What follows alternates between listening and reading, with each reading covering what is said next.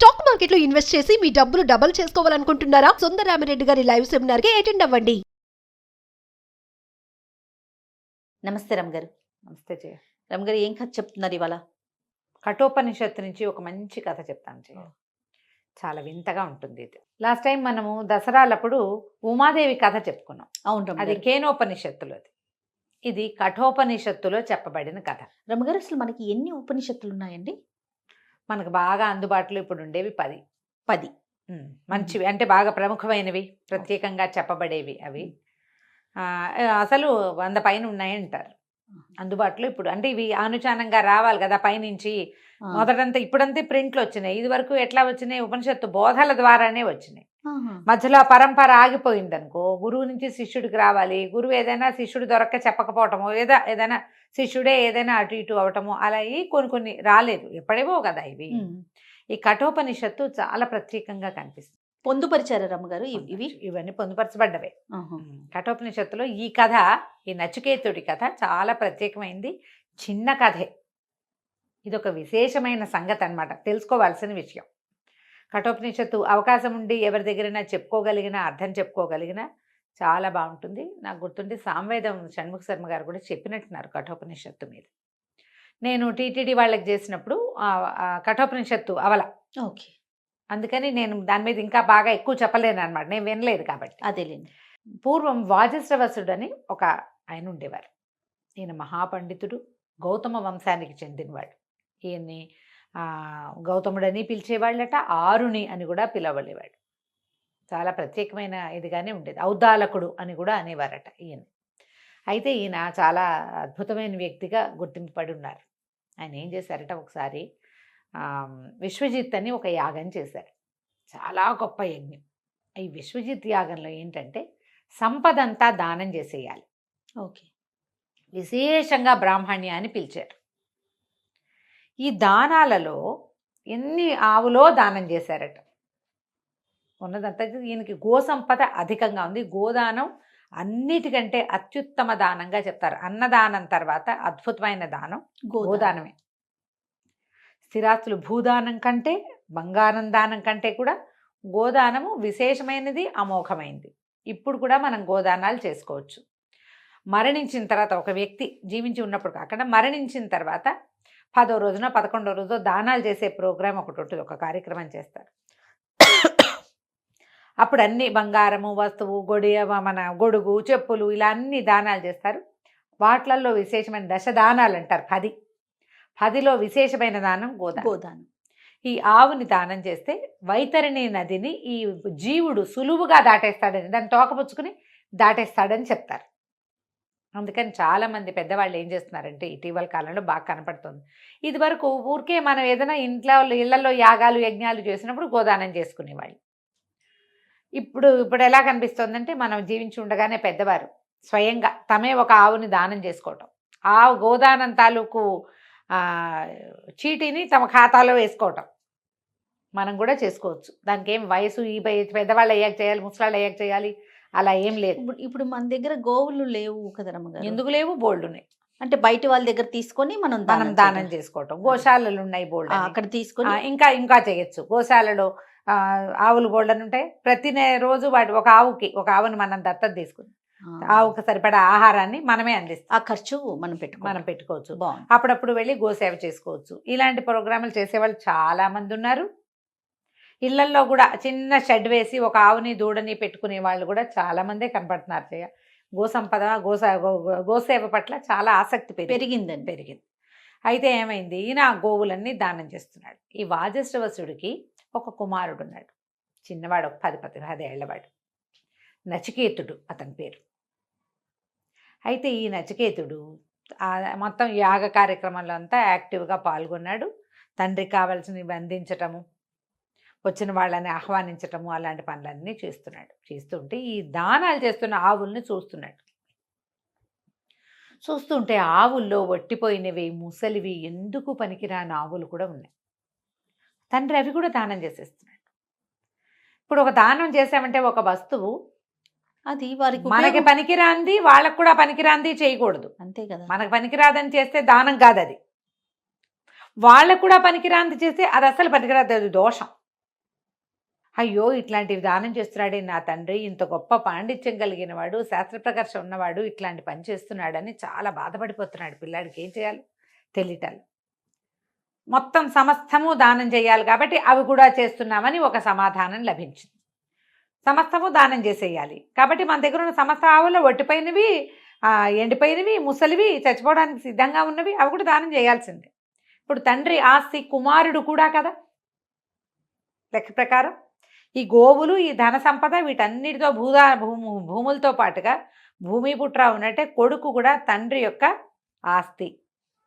ఈ పిల్లాడికి చాలా కష్టం తోచి తండ్రి దగ్గర నిలబడి, అయితే నాన్నగారు నన్ను ఎవరికి ఇస్తారండి అన్నాడు. అవతలకి వెళ్ళి ఇప్పుడు మాట్లాడలేను నేను అన్నాడు ఆయన.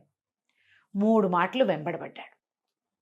మరి నన్నెవరికి దానం చేస్తున్నావు, నన్నెవరికి దానం చేస్తున్నావు అని అడిగాడు. అబ్బాయి ఉద్దేశం ఏమిటి, తండ్రి ఒట్టిపోయిన గొడ్లు అవి దానం చేయకూడదు అనుకున్నాడు.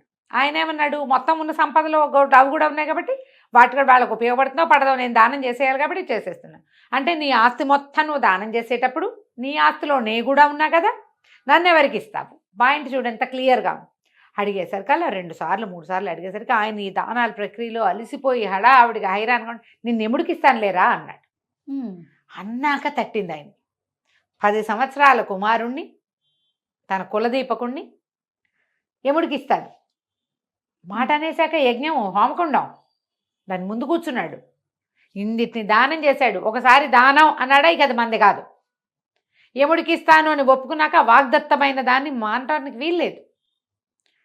చాలా కష్టపెట్టుకున్నాడు. అయ్యో అయ్యో ఎంత పని చేశాను, ఇంత బంగారం లాంటి కుమారుని పోగొట్టుకున్నానే, ఈ ఒట్టిపోయిన ఆవుల్ని వాటిని దానం చేయకుండా ఉన్నా సరిపోయేది, వీడు ప్రశ్నించి ఇంత పని చేయించాడు నాతోటని చాలా దుఃఖిస్తే పిల్లాడు అన్నాడు, కాదు నాన్న మీరు బాధపడద్దు, నేను యముడి దగ్గరికే వెళ్ళిపోతా అని చెప్పి అగ్నిమంత్రం చదువుతూ వెళ్ళిపోయాడు యమలోకానికి. నరకద్వారం దగ్గరికి వెళ్ళాడు. వెళ్తే యమధర్మరాజు ఊళ్ళో లేడు. పిల్లలు అక్కడున్న యమ పట్ల ఆశ్చర్యపోయారు. బాలకుడు బ్రాహ్మణుడు యముడిని వెతుక్కుంటూ రావటం ఏమిటి? యముడి దగ్గరికి ఎలా రావాలి? చనిపోయాక కదా. ఇప్పుడు సశరీరంగా ఒక పిల్లవాడు జీవించి ఉన్నవాడు అడుగుతున్నాడు. ఆయన లేడన్నారు. లేడనేసరికి ఆయన వచ్చేదాకా ఇక్కడే ఉంటానని 3 రోజులు నరకద్వారపు వాకిట్లో కూర్చుని ఉన్నాడు. ఆహారం లేదు, అన్నపానాదులు లేకుండా అగ్నిమంత్రాన్ని జపించుకుంటూ కూర్చున్నాడు. 3 రోజుల తర్వాత ఆయన వచ్చాడు యమధర్మరాజు. ఆయన ఆశ్చర్యపోయాడు. వాకిట్లో అగ్నిశిఖలాగా ఉన్నాడు పిల్లవాడు. మామూలుగానే ప్రకాశవంతంగా ఉన్నాడు పిల్లాడు, మంచి అద్భుతమైన లక్షణాలు కలిగిన వాడు. ఈ అగ్నిమంత్రం వల్ల ఇంకా దీప్తివంతంగా ఉన్నాడు. ఆయన ఆశ్చర్యపడి, అయ్యో నిన్ను ఇక్కడ నిలబెట్టానా, నేను ఎంత పొరపాటు చేశాను, నీకేం కావాలి నాయన, నువ్వెవరు ఏమిటి అని అడిగితే, నేను వాజశ్రవసుడి కుమారుణ్ణి, మా తండ్రి విశ్వజిత్ యాగం చేస్తూ తనకున్న వాటన్నిటినీ దానం చేస్తూ నన్ను నీకు దానంగా ఇచ్చాడు. నన్ను దానం ఇచ్చిన తర్వాత నేను అక్కడ ఉండకూడదు కదా, నేను ఎక్కడ ఉండాలి? నన్ను ఎవరికి ఇచ్చాడో వాళ్ళ దగ్గరికి వచ్చేయాలి. అందుకని నీ కోసం నీ దగ్గర ఉండటం కోసం వచ్చేసాను అన్నాడు. ఈయన మహా సంతోషించాడు. నాకు నీ మాటలే నాకు నచ్చినాయి, నీ ఆలోచన ఇంకా నచ్చింది. నువ్వు ఇచ్చే ప్రకారం నువ్వు ఎక్కడైనా ఉండొచ్చు, నువ్వు నాకు ఇవ్వబడిన వాడివి, నువ్వు ఎక్కడైనా ఉండొచ్చు, ఏమైనా చదువుకో, ఏమైనా చెయ్యి, నాతోనే ఉండక్కర్లా, నువ్వు ఎక్కడున్నా నాకు ఓకే. ఇంత అద్భుతమైన వాడివి, నీకు 3 వరాలు ఇస్తాను కోరుకోమంటే నన్ను దానం చేసిన నా తండ్రి చాలా దుఃఖపడుతుంటాడు, ఆయన దుఃఖాన్ని పోగొట్టు. నేను తిరిగి వెళ్ళిన తర్వాత ఆయన కోపించకూడదు నా మీద. అక్కడి నుంచి అగ్ని మంత్రం, ఇప్పుడు నేను మా నాన్న కేవలంగా అగ్ని మంత్రాన్ని ఇచ్చాడు, అగ్ని విద్యని నాకు ఉపదేశించు అని అడిగాడు. ఈ అడిగిన 3 కోరికలకి యమధర్మరాజు ప్లీజ్ అయిపోతే, నువ్వు అడిగిన వరాల వల్ల నాకు ఇంకో వరం ఇవ్వాలనిపిస్తుంది, నీకేం వరం కావాలో కోరుకోమంటే అబ్బాయి ఏం అడిగాడంటే, ఆత్మ విద్యని నాకు తెలియజేయి, బ్రహ్మ విద్య ఉపదేశం చేయమన్నాడు. ఎట్లా ప్రాణులు మరణిస్తారు, మరణించిన తర్వాత వీళ్ళు ఏమవుతారు, మళ్ళీ ఎలా పుడతారు, ఈ జనన మరణ చక్రం ఎట్లా నడుస్తుంది, మరణించిన వాడు ముక్తి పొందితే ఎక్కడికి వెళ్తాడు, మనం ఎన్నిసార్లు చెప్పుకున్నా మనకేం అర్థం కాదు చూడితే కదరమ్మ గారు. మరణించిన తర్వాత ఏమిటి, పితృలోకాల్లో చేరేవాడెవడు, ఒక వ్యక్తి మరణిస్తే వాడు మళ్ళీ పుడతాడు మనకు తెలుసు, కానీ వాడి ఆత్మ పితృలోకాల్లో కూడా చేరుతుంది. ఏది పితృలోకానికి చేరుతుంది, ఏది మళ్ళీ పుడుతుంది. దాంతోపాటు పూర్వజన్మార్జితంగా మనకి పాపము పుణ్యము సంక్రమిస్తాయి. ఎలా? వీటితో పాటు కొన్ని విద్యలు కూడా పూర్వజన్మార్జిత పుణ్యం వల్ల విద్య కూడా వస్తుంది. ఆ ఇంట్లో ఎవరికి ఏమీ చదువు రాదు, ఒకడు ఐఏఎస్ అయిపోతాడు, అవును, ఒకడు సంగీతజ్ఞుడు అవుతాడు, ఒకడు నాట్యాచార్యుడు అయిపోతాడు, ఒకడు చిత్రలేఖనుడు. వాళ్ళ ఇంట్లో ఎవరికి ఏమీ రాదు, ఒకడికి మాత్రం వచ్చు. ఎట్లా జీవుడు తన జీవన క్రమంలో వదిలేసిన ఉపాసనని పట్టుకోగలుగుతాడు. ఈ జన్మలో ఏదో ఉపాసన చేశాడు, వదిలేసాం, మరణించాడు, మళ్ళీ అది వాడికి ఎట్లా వస్తుంది? ఇది బ్రహ్మ విద్య, ఆత్మ విద్య. దీన్ని ఉపదేశించమన్నాడు. మామూలు ఎంత మాట్లాడుకున్నా ఎంత చెప్పినా మహాపండితులు కూడా ఈ వ్యామోహంలో పడిపోతారు. ఈ మాయని ఛేదించటం ఎట్లా అనేదే ఆత్మవిద్య. ఇది ఇంతే. దీని తర్వాత ఏం జరుగుతుంది, దీని ముందు ఏం జరిగింది, అది ఎట్లా తెలుస్తుంది? ఎవరికో తెలుస్తుంది. కానీ వాడు కూడా మోహంలో పడిపోతాడు. వాళ్ళు కూడా పిల్లల మరణిస్తే దుఃఖిస్తారు, పెద్దవాళ్ళు మరణిస్తే దుఃఖిస్తారు, ఏదైనా అనుకుని పని అవ్వకపోతే ఆశాభంగాన్ని పొందుతారు. ఎవడు పొందడు ఆశాభంగాన్ని, ఎవడు దుఃఖానికి లోను కాడు? ఈ విద్య తెలిసినవాడు, ఈ విషయం అర్థమైనవాడు. అర్థం అవటం ఒకటైతే దీన్ని విద్యాస్వరూపంగా స్వీకరించడం ఇంకొక పెద్ద విషయం. ఇది కావాలని అడిగాడు. చాలా ఆశ్చర్యపోయాడు యమధర్మరాజు. 10 ఏళ్ల పిల్లవాడికి ఆత్మవిద్య చెప్పాలా? ఇతను ముందు ప్రధానమైనది ఏంటంటే అధికారం ఉండాలి, అది తెలుసుకోవడానికి అధికారం అవ్వాలి, వాడికి తెలియాలి, వాడికి అర్థం కావాలి. ఏదో చెప్తే వాడికి అర్థం కావద్దు. అంతేకా. 1వ క్లాస్ పిల్లాడికి ఇంటర్మీడియట్ ఫిజిక్స్ చెప్పినట్టు వాడికి ఏమర్థం అవుతుంది? కానీ బ్రహ్మ విద్యని ఉపదేశించాడు నచికేతుడికి యమధర్మరాజు. కింద భూలోకం నుంచి నరకలోకం వరకు నడిచొచ్చాడు. అతని కంటి ముందే ఎన్నో జీవులు లోపలికి వెళ్ళినాయి, ఎంతమందో మరణించిన వాళ్ళు. వీళ్ళు ఏమవుతారు అన్న జిజ్ఞాస వచ్చింది ఆ అబ్బాయికి. ఆ జిజ్ఞాసకు సమాధానం సాక్షాత్తు యమధర్మరాజే ఎట్లా జీవులు మళ్ళీ పుడతారో ఆ ఆత్మవిద్యని ఉపదేశించాడు. ఆత్మవిద్యని అవగతం చేసుకున్నాడు నచికేతుడు. ఎన్ని వేల సంవత్సరాలు తపస్సు చేసుకున్నాడట. తర్వాత ముందసలు ఇది సహజం అనే విషయం మనకు అర్థం కావాలంటే కఠోపనిషత్తు చదువుకోవాలి.